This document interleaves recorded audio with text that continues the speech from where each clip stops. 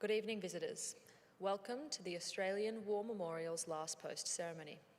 My name is Michaela Kerrison, and joining us today from the Australian Army is Warrant Officer Class 1 Joanne Davey.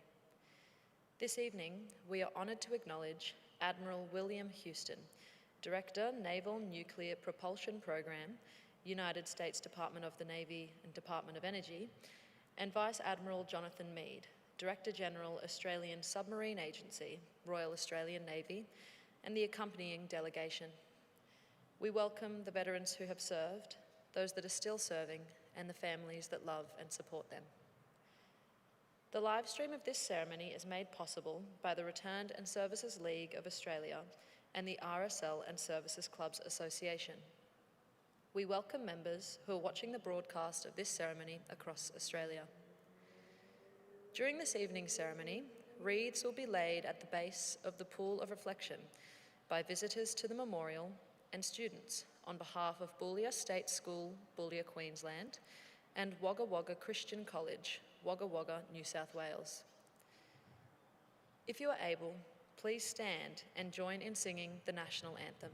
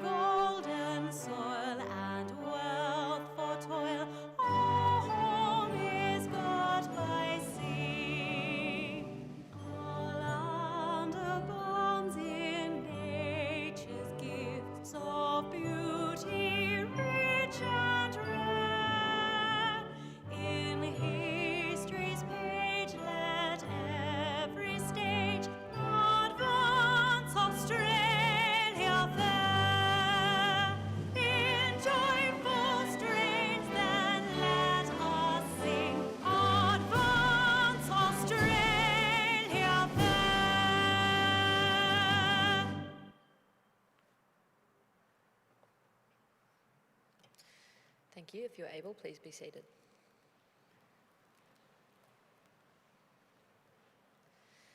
The Australian War Memorial was the vision of Charles Bean, Australia's First World War official historian.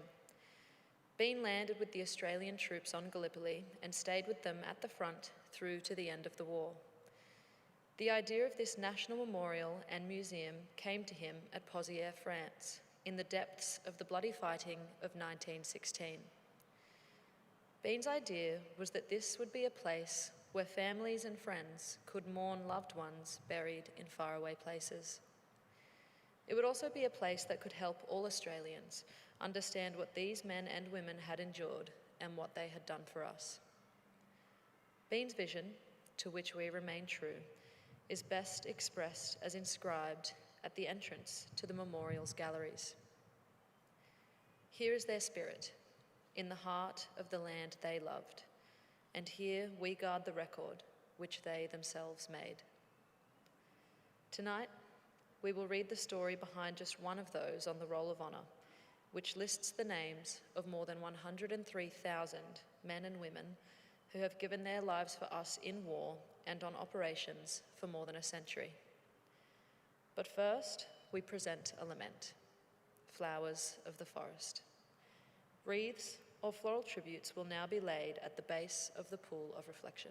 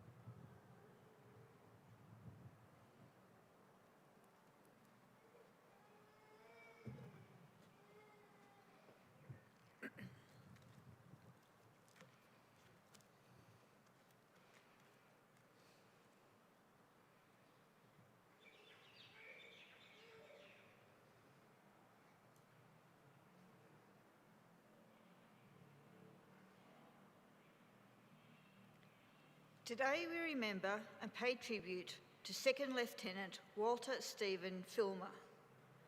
Walter Filmer was born in 1893 in Norridua, Victoria. He was the youngest of 7 children born to Oliver James Filmer, a farmer, and his wife Rose. When Walter was a child, his family relocated to the town of Viaduct, where he attended the local state school. He was a keen football player and was an active member of the local churches and cadets program.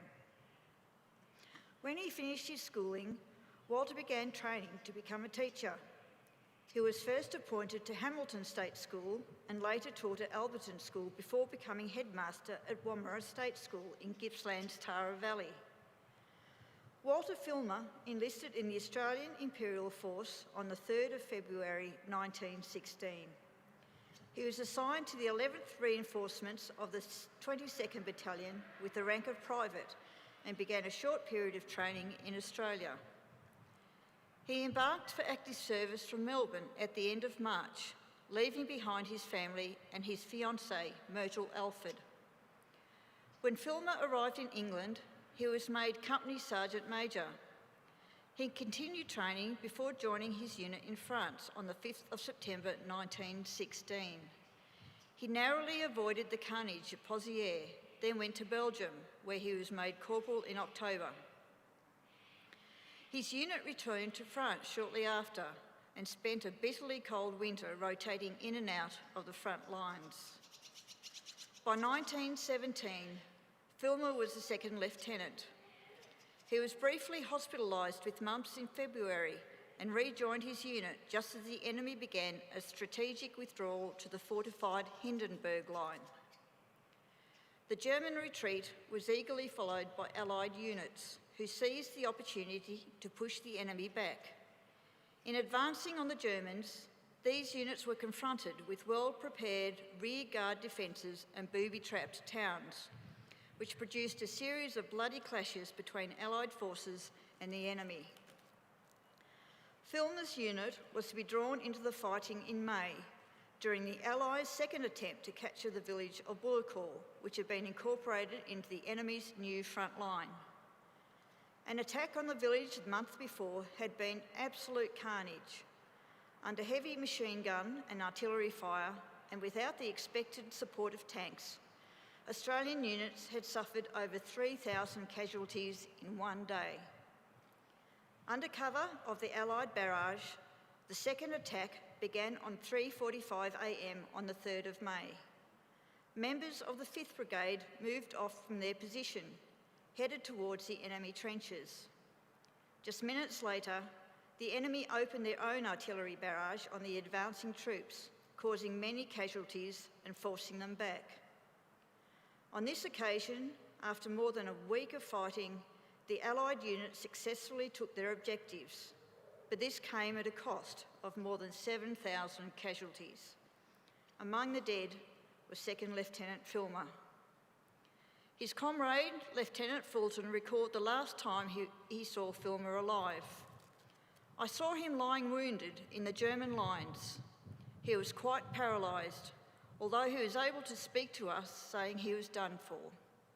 He had been shot through the neck. We had to retire and left him in a shell hole. I do not know if the ground has ever been recovered." When news of Filmer's death reached Australia, his fiancée, Myrtle, paid tribute to him in the Melbourne Argus. "There came a blow, an awful pain, the world has never been the same. To have, to love, and then to part is the saddest story of a human heart." Filmer's body was never found. Today, he is commemorated on the Australian Memorial at Villers-Bretonneux. 2nd Lieutenant Walter Filmer was just 24 years old. His name is listed on the Roll of Honour on my right, amongst almost 62,000 Australians who died while serving in the First World War. His photograph is displayed today beside the pool of reflection. This is but one of the many stories of service and sacrifice told here at the Australian War Memorial. We now remember 2nd Lieutenant Walter Stephen Filmer, who gave his life for us, for our freedoms, and in the hope of a better world.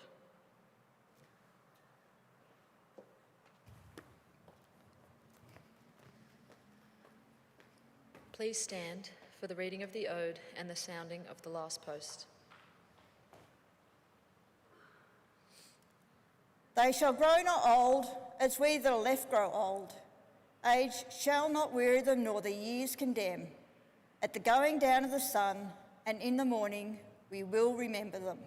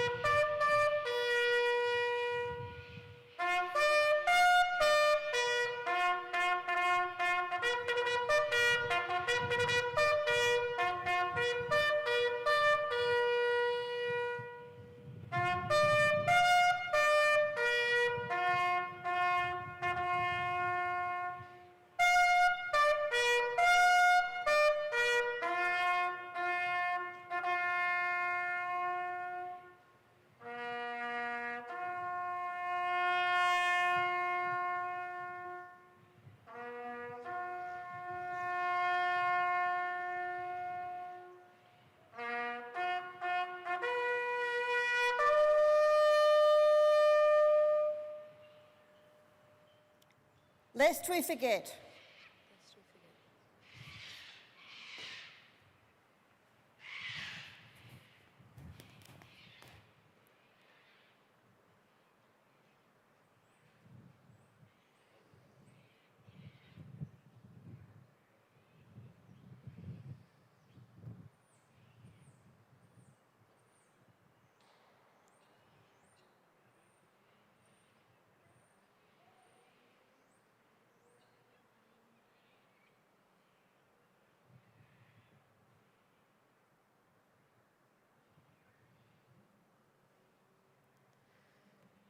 We leave you this evening with the words of the memorial's founder, Charles Bean. Many a man lying out there at Poziere or in the low scrub at Gallipoli, with his poor, tired senses barely working through the fever of his brain, has thought in his last moments, well, it's over. But in Australia, they will be proud of this. Ladies and gentlemen, girls and boys, that concludes the last post ceremony. On behalf of the Director, staff and volunteers, thank you for visiting the Australian War Memorial today and for your continued support during the Memorial's development project. We wish you all a very pleasant evening.